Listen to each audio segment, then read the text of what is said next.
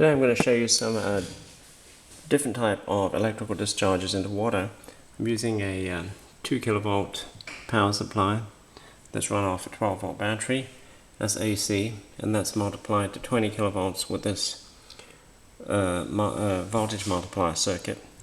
And then have a dish of salt water, similar to what I was using with the flyback driver.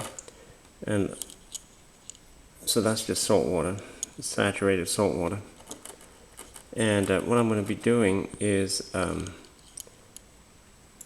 discharging the capacitors once they're charged through that salt water. We'll take a look to see what that looks like. So first of all, let me turn on the power supply. We'll do that right now.